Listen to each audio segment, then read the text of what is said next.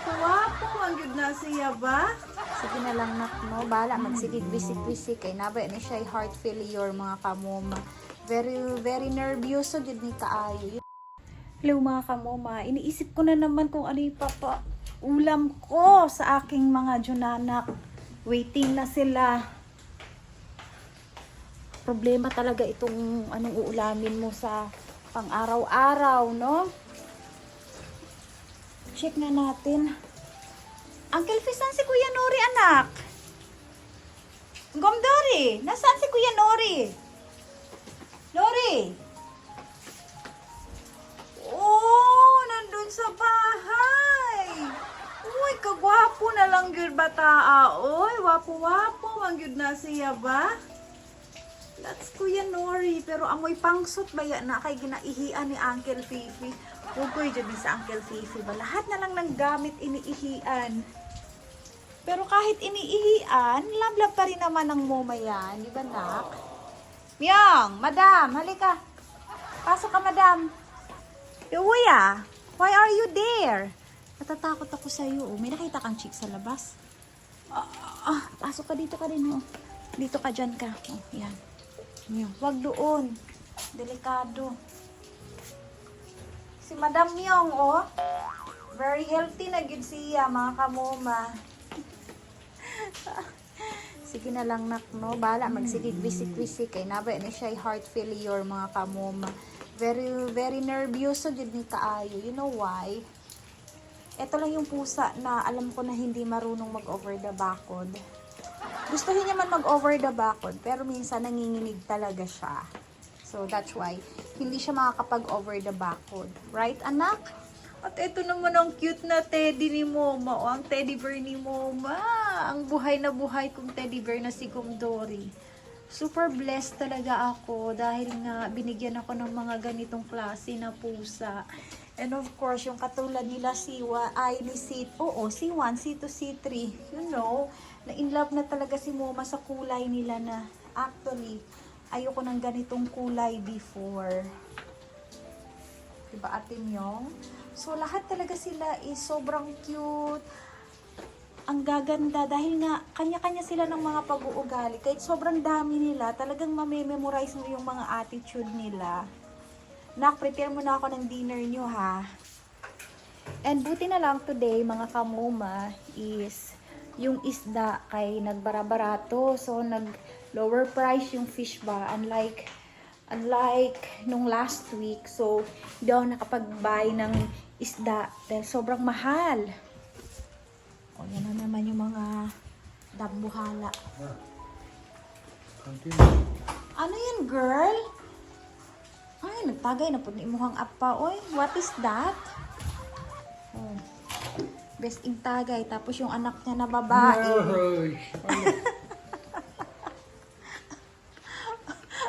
Nak, yung balahibo mo nak, napupunta na dun sa gochujang ni Apa. Napunta na sa gochujang ni Apa ang balahibo ni Ate Diday. No. Oo, mahulog ka. Mahulog ka. Oh. Very close yan sila ni Kuya Blackie. Tapos minsan, magkatabi pa yan sila matulog. Anong meron dyan? Parang si Yowing nag-shout. Kasayo na po ninanagay ng tawhanan ni, uy, what is this? Yeah.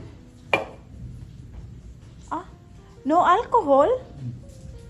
It's just a juice? Wala malagi alcohol. Mura na siyang juice, eh. So, check na natin anong lulutuin natin. Wala pa sila ate, yung mga kapatid ko, eh. Exam kasi nila today. Hi, kuya ko. So, yan. Nagbay ako ng kalabasa. Nagbay din si Moma ng isda. Ato na lang po ni i-prepare, no?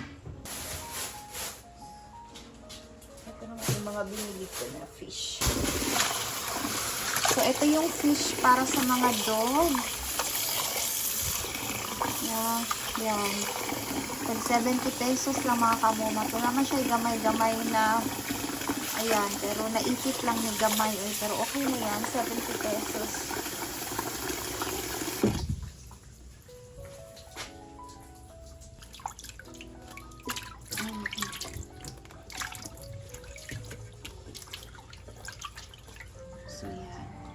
Not bad yung 70 pesos per kilo.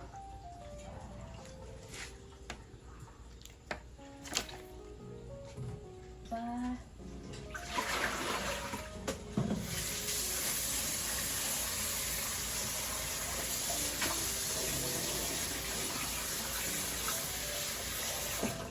At eto naman para sa mga mini mga kamoma, burot.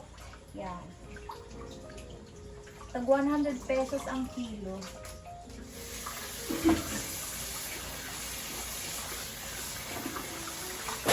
Pero eto, tinatanggalan ko to ng ulo kapag niluluto ko.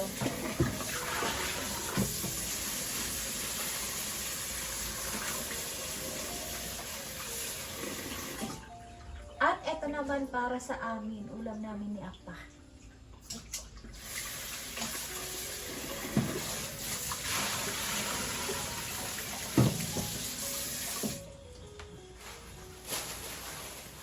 And then, we have here, maliliit na mga isda. So, gagawin kong torta para may ulam sila bukas, baon sa school. So, this one, maliliit na fish. Ato sa bugasan.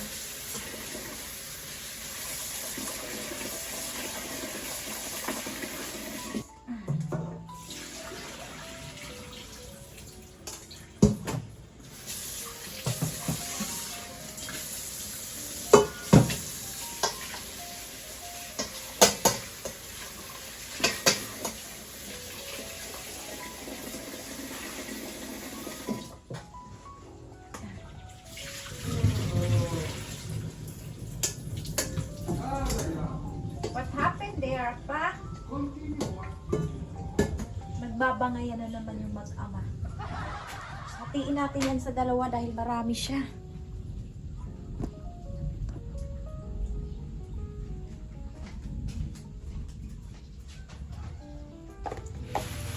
So yan, kailangan na din kasi i-prepare yung mga uulamin nila for tomorrow. So, hatiin natin mga kamoma.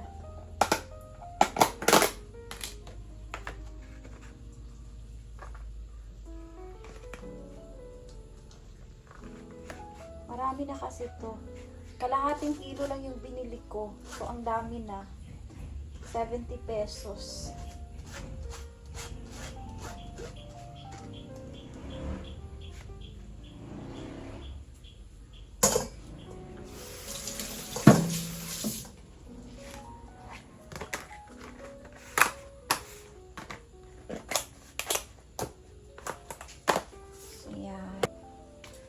So, dito ko muna ilalagay itong isda. This one is para bukas na ito. Dahil nga mura kasi yung isda. May time kasi mga kamoma, pagka, for example, hindi ngayon mura, then kinabukasan, bigla na naman nagmahal yung isda. Kaya kapag habang mura pa yung isda, bumibili na talaga ako. So, yan. At etong fish naman ng mga pusa, ang ginagawa ko is, tinatanggalan ko siya ng ulo. So, itong ulo, ito yung ibibigay ko sa mga dog, piniprito, para gawing sabaw. And then, may panghalo sa kalabasa. So, yan.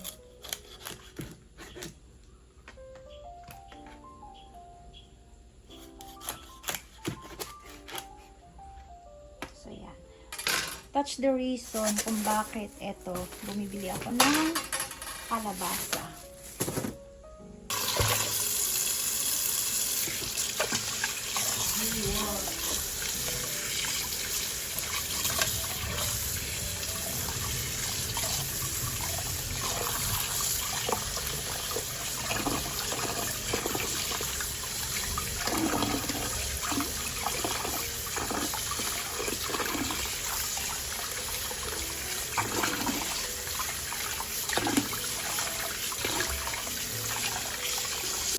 Then, etong dalawang fish, eto yung lulutuin ko para may pang-ulam ang mga pusa. May pang-dinner ang mga pusa. Yan.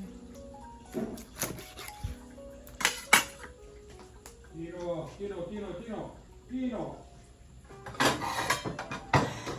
Pino. Pino.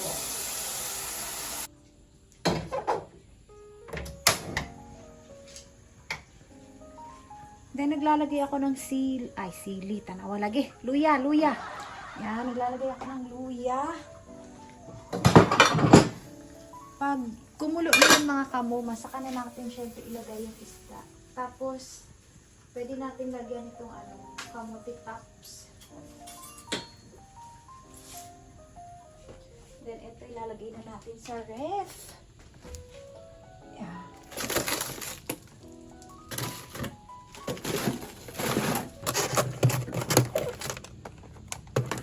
So, yan lang yung laman ng refrigerator ko mga kamoma.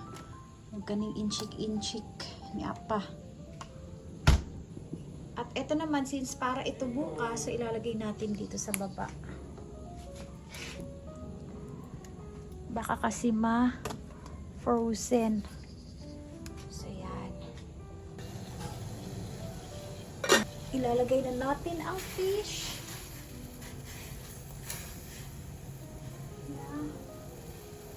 And, syempre, lagyan natin ng kamuti tops.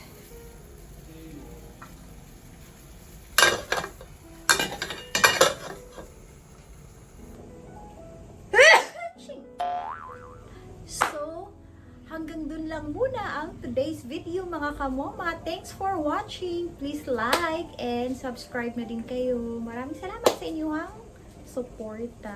Gawas yun ang pagkabisaya ni Moma, no? Bisda.